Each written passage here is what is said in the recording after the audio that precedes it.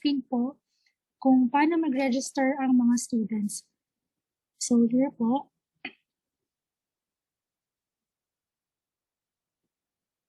So here po, pupunta po ang mga students sa bsrs.tesa.gov.ph.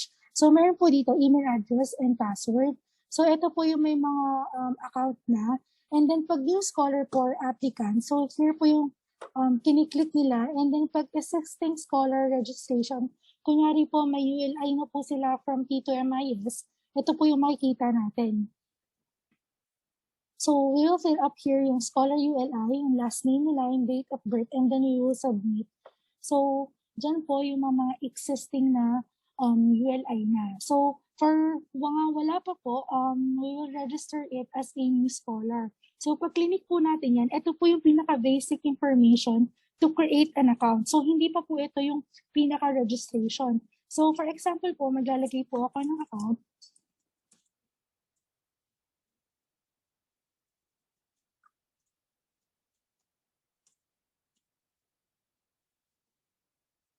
So ito po, live ko pong ginagawa yung, for example po, is yung account ko. So for okay lang po.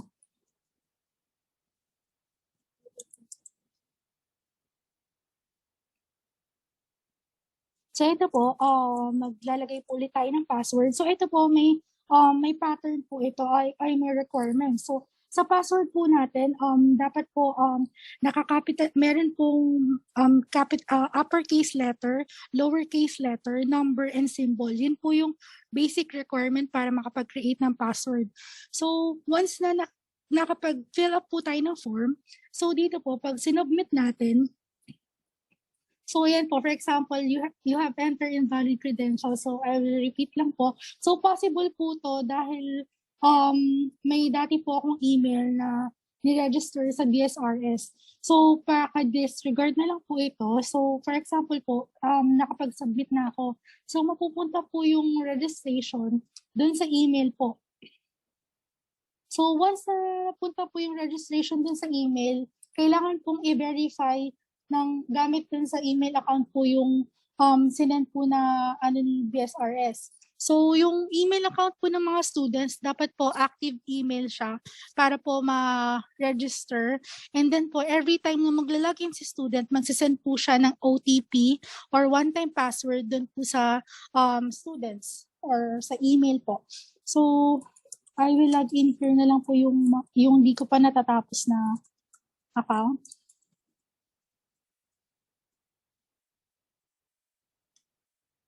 Okay lang po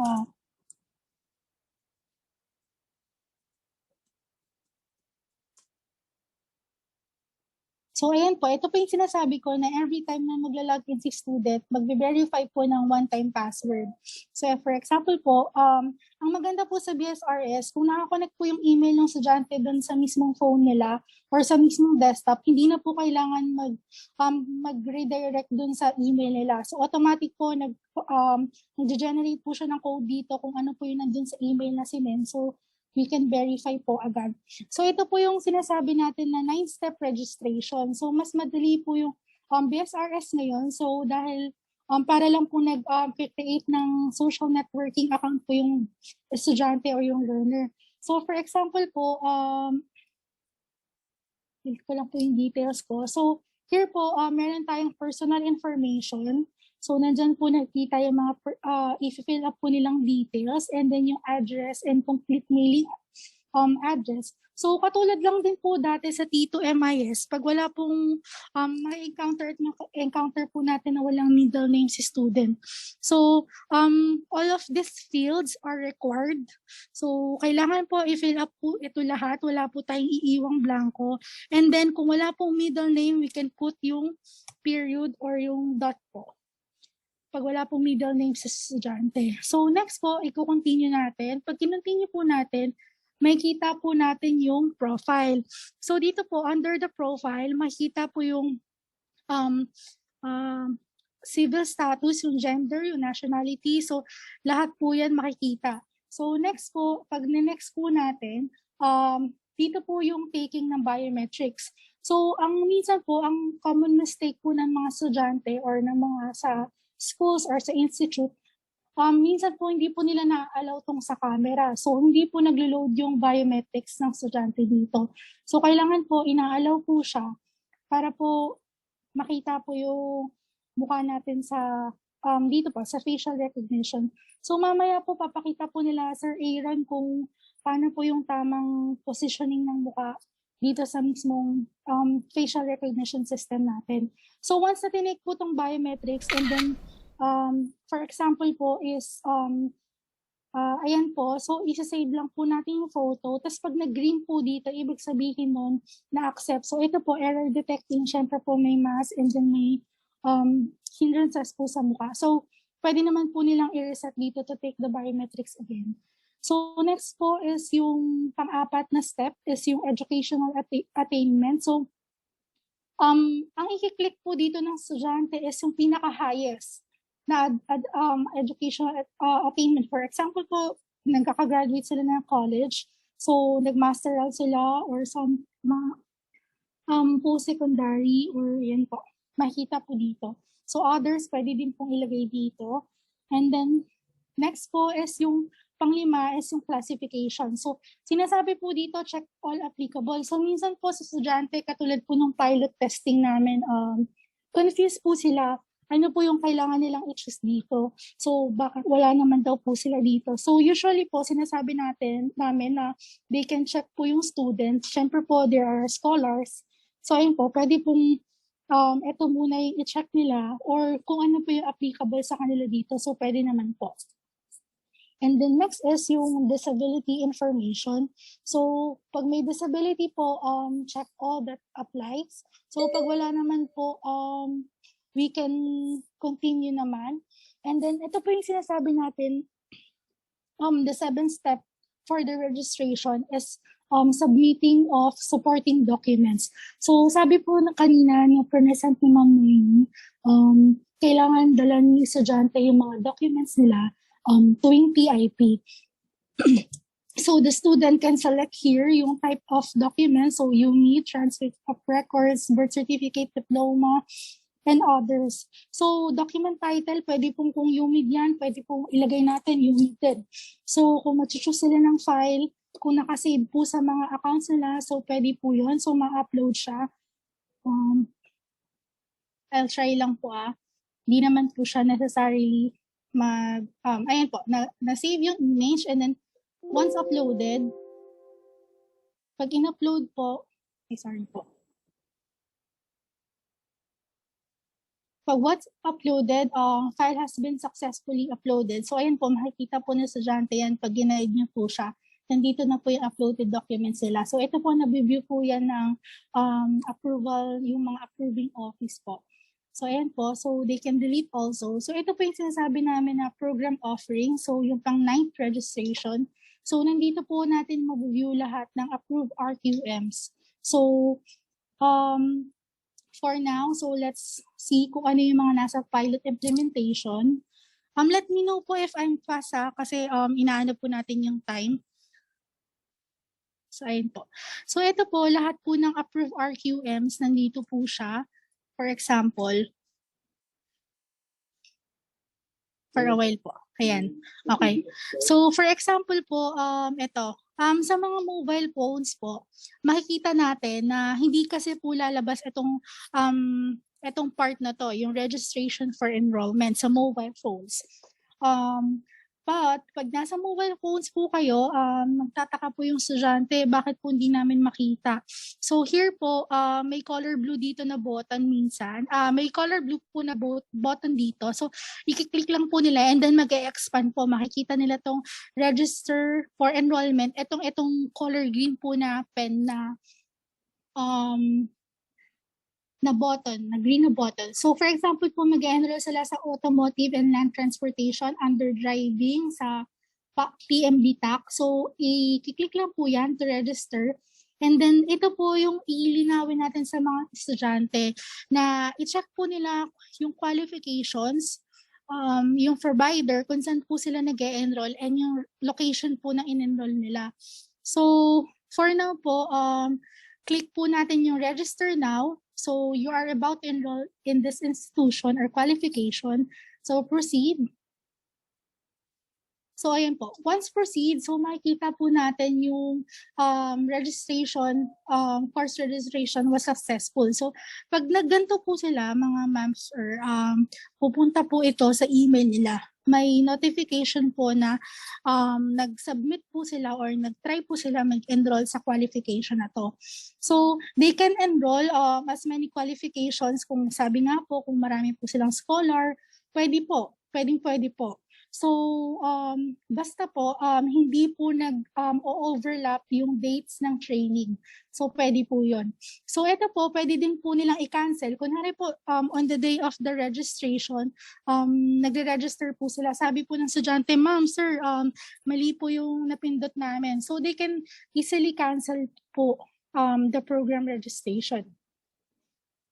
So, yun po. As easy as that po, mawawala po yung inano nila. Ni-register or pwede po i-cancel kasi i-approve pa naman po yun ng registrar's office. So, the last step po with the registration is yung privacy disclaimer. So, ito po lahat ng mga data na sinasubmit po ng mga estudyante ay ginagamit po natin. So, they will just to agree lang po and then finish. Once finish po, mapupunta po sila sa account po nila and yung dashboard profile po ng estudyante. So, ayun po, ganun lang po kadali mag-register ng isang scholar for the BSRS. So, any questions po? So, siguro po mamaya, i-proceed natin to mamaya or we will go deeper po. We will go deeper po with this with the team of Sir Glenn, yung mga technical questions. So, ayun po. Ma'am Noy, take it. Yeah.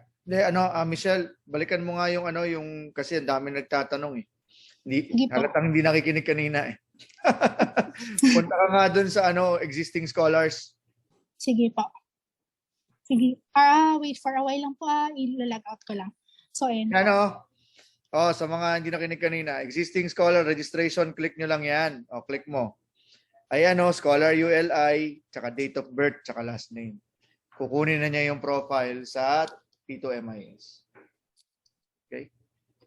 Basta may profile siya sa Tito MIS, kukunin. But he still has to continue the registration kasi walang picture sa Tito MIS. Sige. RD, correction lang din po. Ito po, pag na-confuse po sila, sa enter po ng Scholar ULI, di ba po may tatlong first letter doon? Wait lang po. Sige, hindi ko po siya mapinduto. So, i-enter po nila yung number combination here. Pag sinabit po nila ito, pupunta po sila sa katulad na page nito. For a while lang po. Ito po yung pupuntahan nilang page. Katulad po nito. Ayan, ito po. Ito po yung pupuntahan na page. Pero yung may password, creation of password na lang. Kasi kailangan, ma-fill up yan agad. Maliban sa password, confirm password. Password and sa email address po. Yes po. So, ayun po. Parang it is the same lang din po sa pag-create ng scholar applicant. So, ayun po. Okay. Did we answer your questions po? po? A lot of questions about existing scholars. So, yes, it is connected to Tito MIS. It will pull out whatever information from Tito MIS, but they still need to continue the registration because some details like passwords, like pictures, are not in the Tito MIS.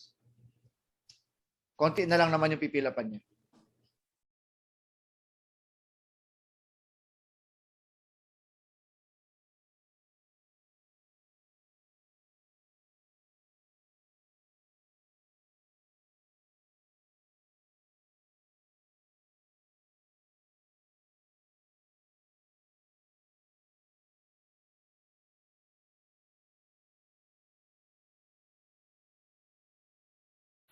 It one by one. Okay, so Aaron, let's proceed.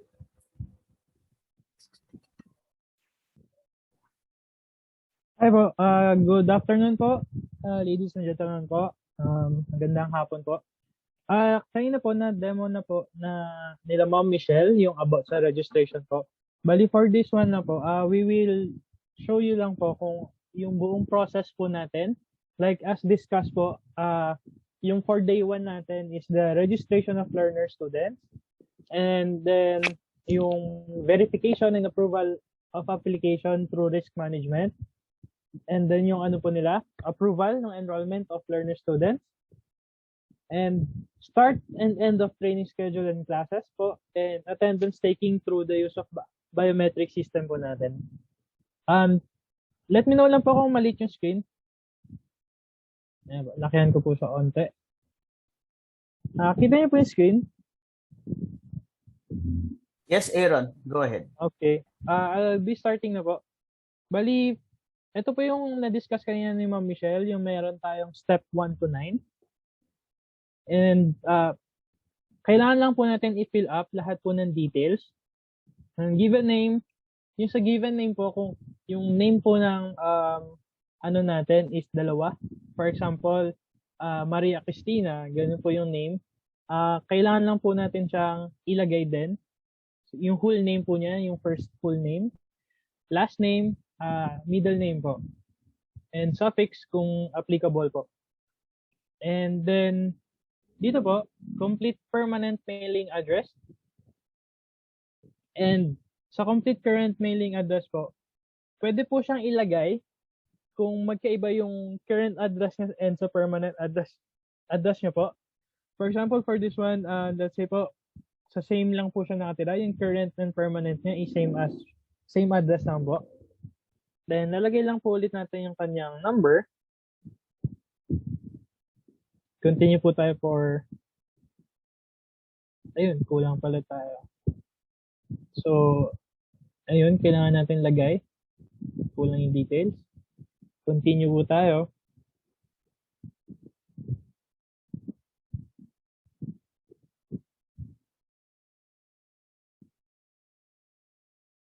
Okay.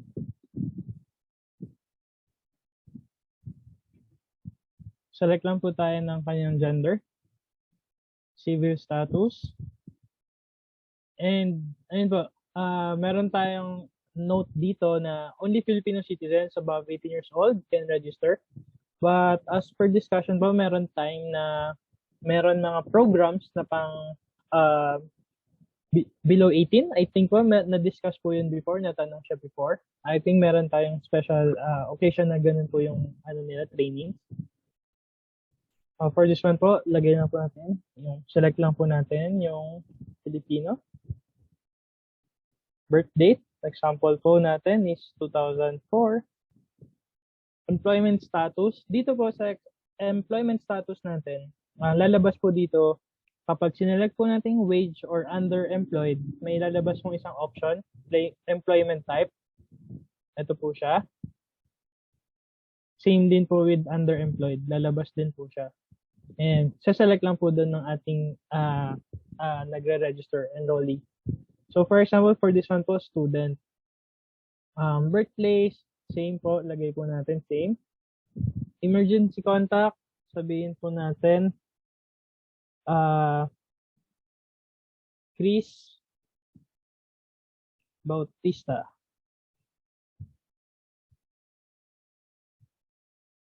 Yan po. Relationship, sibling. Contact number po.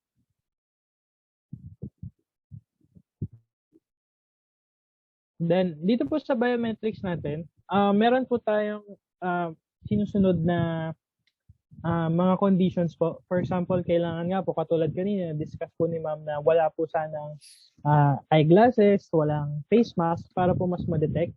And as much as possible po sana is stable yung camera natin, hindi po yung nagagalaw. And meron pong proper na light available sa area kung saan po magte-take ng photo. For example po, mag-take po ako ngayon. Ayan po, sorry, magulo.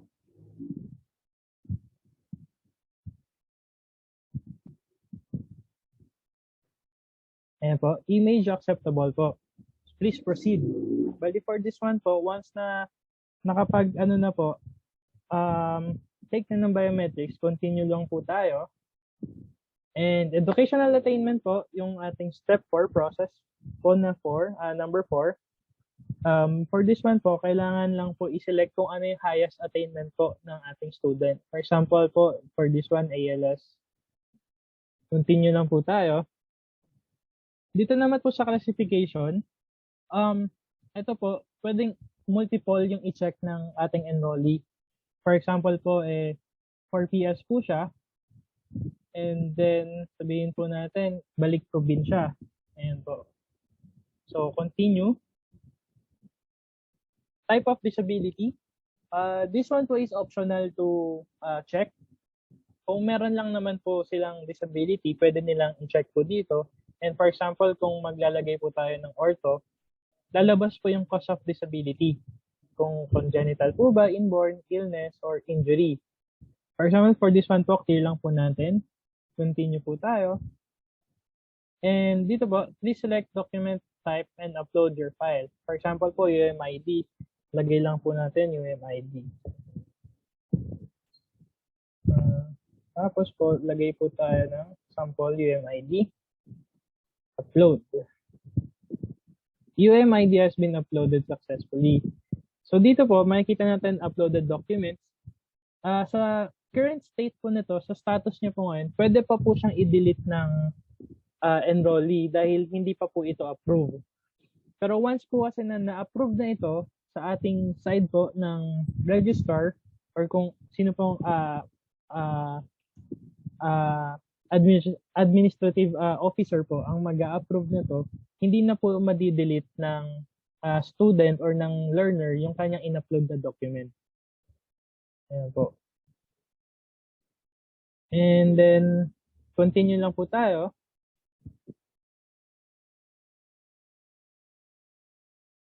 Okay po. Tapos, dito po, programs offering, makikita po natin dito yung list of available programs na available na po para sa student.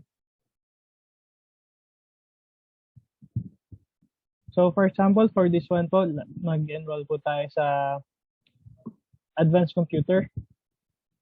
And also po pala, pwede po pala itong skip muna. Kung kunyari po, for example, hindi pa po decided or wala pa po dito na yung program na iniintay ng student, pwede po itong i-ano muna, skip nung ating scholar or learner at doon na lang po sa kanyang account, sa kanyang dashboard, siya enroll. For example po, for this one, wala pa po yung schedule nung iniintay niya na program, pwede po natin siyang skip. Ito po. Then yung step 9 po, yung last step po is, ito po, hereby yung natin, consent po. So, agree lang po tayo. Click finish. And congratulations, your registration is complete. And magpa-prompt po ulit yung OTP natin na isa-send po sa email. Then, ito na po yung dashboard niya, yung created student natin. Kung makikita niyo po, for risk evaluation po siya. Dahil po, as a user po ako na gumagamit na itong system natin, ilang beses na po kasi ako nag-enroll ng different names at papakita po natin sa inyo yung risk management later. So, yun po. Makikita natin yung details dito, yung kanyang ULI po. And then, yung document niya po, dito din. Oops, may kailangan lang i-refresh. Tapos po, dito po sa enrollment information na section po, wala pa po siyang details ng kanyang enrollment dahil hindi po siya nag-register kanina while nandun po siya sa 9-step process natin. Bali po, for that po, ang kailangan po natin gawin is to click the enroll to a program. Pwede tayo mag-filter po kung saang institution or kung saang location po. And then, for example po, for this one is, ito po yung gagamitin natin for this demo. Advanced computer po sa Test the Women Center. Institution program offering, qualifications, provider po, and offering po. Ayan. Register lang po tayo.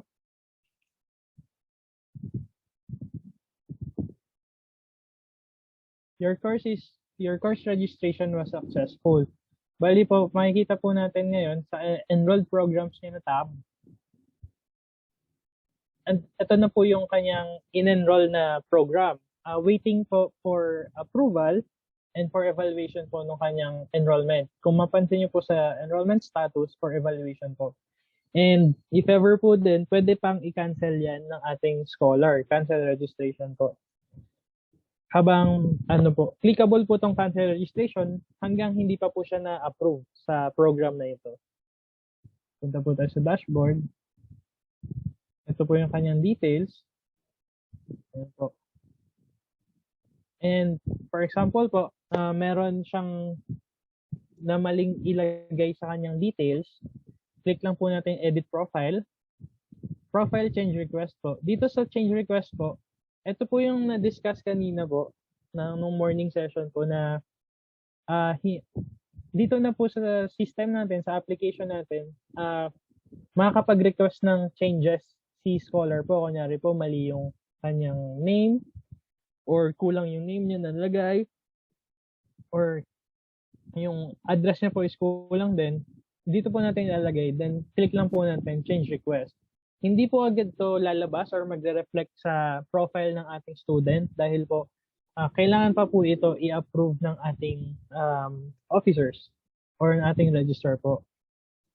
So, yun po yung sa side ng ating registration po ng student.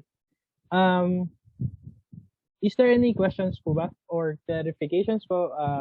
You can ask na din po for now habang nandito pa po tayo sa sa ating process 1, yung registration of learner students po.